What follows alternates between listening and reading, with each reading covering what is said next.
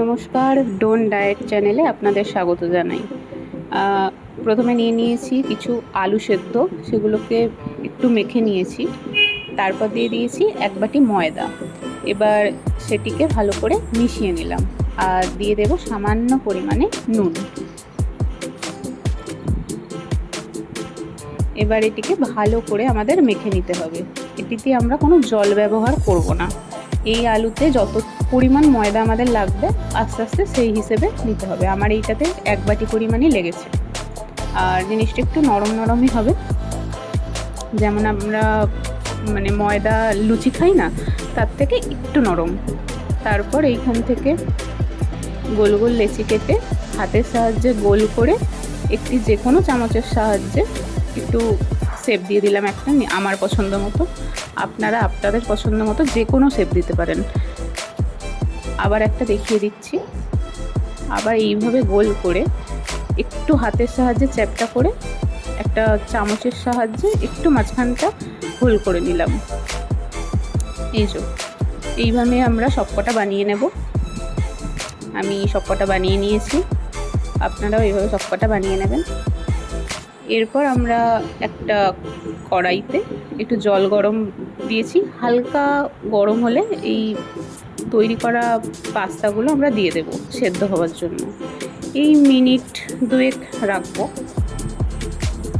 Minute 2 পরে আমরা সেটিকে ছেঁকে নিয়ে ঠান্ডা জলে সঙ্গে সঙ্গে দিয়ে দেব, যাতে এগুলো ভেঙে না যায়। এটিতেও মোটামুটি 2 মিনিট মতো রাখলেই হবে। এরপর আমরা কড়াইতে সামান্য পরিমাণ তেল গরম করলাম। গরম করার পর আমরা দিয়ে দেব সামান্য পরিমাণে আদার পেস্ট।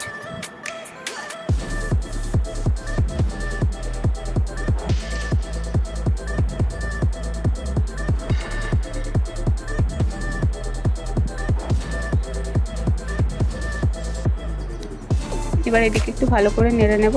এরপর আস্তে আস্তে দিয়ে দেবো পরিমাণ মতো নুন। নুনটা খুবই সামান্য দেব, কেননা এটা একটা মাখো মাখো একটা রেসিপি হবে, খুব একটা গ্রেভি থাকবে না। এরপর দিয়ে দেব টমেটো কেচাপ।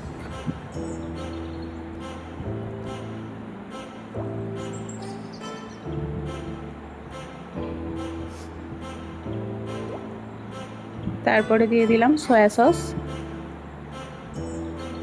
এরপর আমরা দিয়ে দেব সামান্য পরিমাণে চিলি সস।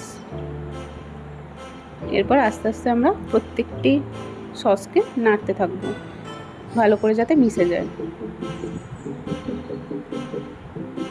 একটু সময় ধরে একটু মেশাবো, জিনিসটা একটু কষাবো, মোটামুটি ওই মিনিট 2 মতো।